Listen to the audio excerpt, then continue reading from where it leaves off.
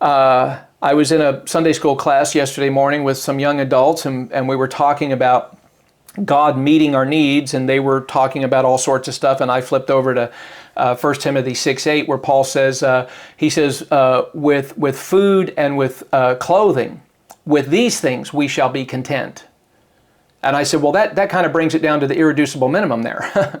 With food and with clothing, with these things we shall be content. And I said, God promises to meet our needs, not our greeds.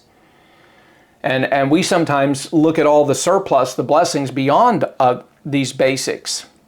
And God does bless us in time. But rewards are tied to phase 2, not phase 1. Remember, salvation is a free gift, but rewards are earned.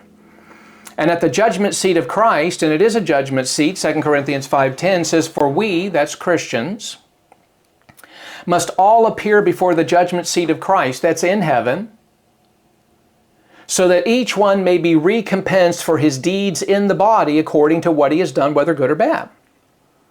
So we won't be judged for our sins. They were judged at the cross. We'll be evaluated for our service to the Lord.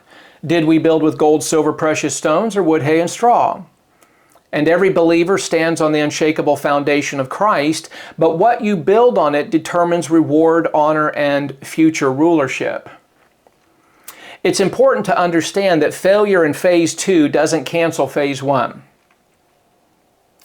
Carnal believers are still believers. The prodigal son, even when he was out in the world living like the world, he was still a son. And even when he was eating with the swine, he wasn't a swine, he was still a son.